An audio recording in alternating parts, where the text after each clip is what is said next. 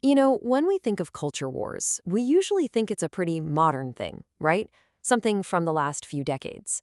But what if I told you one of the most powerful examples was actually written more than 160 years ago?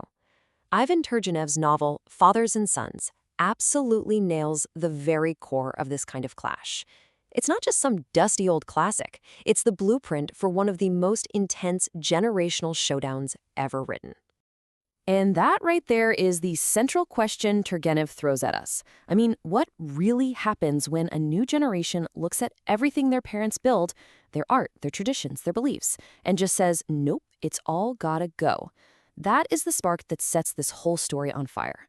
So to really get what's going on, you have to understand this new and frankly dangerous word that comes along with the younger guys, nihilist.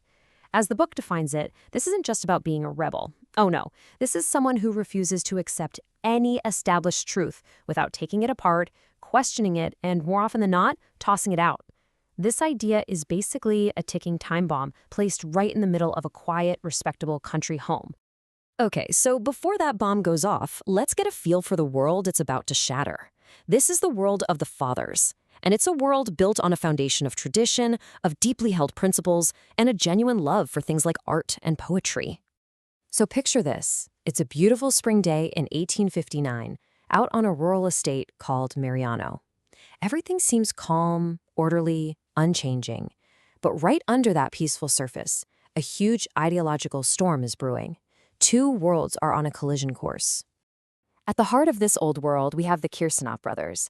There's Nikolai, the father. He's a gentle soul, a romantic who loves quoting poetry. Then there's his brother, Pavel. And Pavel is the absolute picture of the old aristocracy. He's always impeccably dressed, fiercely proud, and he lives his life by a very strict, unbending code of principles. And this quote from Pavel, it just perfectly sums up the whole mindset of the fathers. For him, principles aren't just helpful guidelines. They are the very air you breathe. They give the world order, structure, and meaning. So to question them isn't just rude, it's inviting total chaos. All right, let's flip the script, because rolling in from the city, we have the Sons. And they aren't coming armed with principles. Nope, they're armed with things like scalpels and science textbooks. Their worldview is all about what you can see, what you can test, and what you can prove. First, you've got Arkady. He's Nikolay's son, fresh out of university, and he's all fired up about these new ideas, but you can tell he still cares what his family thinks. And then there's his friend, Yevgeny Bazarov. Bazarov is the real agent of change here. He's blunt, he's confident, completely unsentimental, and he is the novel's ultimate nihilist. And boom, right there is the perfect contrast. A moment ago, we heard about the father who loves poetry. Now Bazarov just dismisses it completely. For him, the only thing that has real value is practical science. A chemist, in his mind, actually pushes society forward. A poet, just wasting time.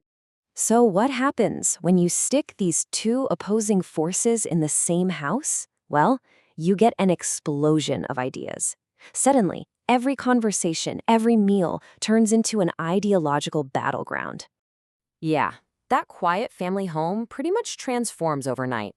The polite talk you'd expect over dinner just disappears, and instead, you get these constant skirmishes between the old guard's romanticism and the new generation's cold, hard realism. This chart really breaks it all down, doesn't it? On one side, the fathers. They believe in principles, authority, art, romance, the pillars of their world. On the other side, Bazarov, representing the Sons, it's all about critical thought, science, and materialism. And that last line is the most important part. He doesn't want to reform the world. He thinks you have to clear the ground completely first. And Turgenev shows us this difference in a really simple, powerful way. The older generation looks at the countryside and sees beauty, the romance of it all. What does Bazarov do? He heads out to a swamp to catch frogs, so he can cut them open and study them. For one, nature is art. For the other, it's a workshop. This little exchange right here gets to the absolute heart of Bazarov's nihilism. Pavel is desperately trying to find some common ground. He asks, okay, but you at least believe in science, right? And Bazarov's answer is just shocking to him. He denies even that. He says there's no such thing as science with a capital S, just individual sciences like different jobs. He rejects everything that isn't a cold, hard fact.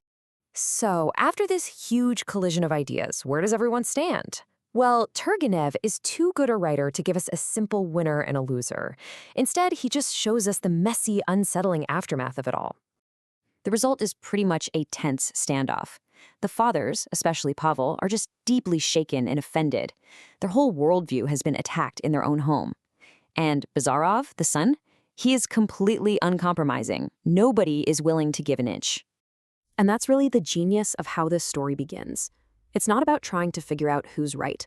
It's about making us watch the raw, unavoidable friction between the past and the future.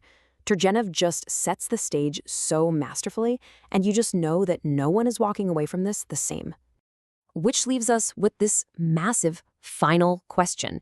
It's one that was echoing all through 19th century Russia, and honestly, it still resonates so much today. Is it even possible to build something new and better without first tearing down everything that came before? Turgenev doesn't give us an easy answer, but he absolutely forces us to feel the weight of that question and to understand just how high the stakes really are.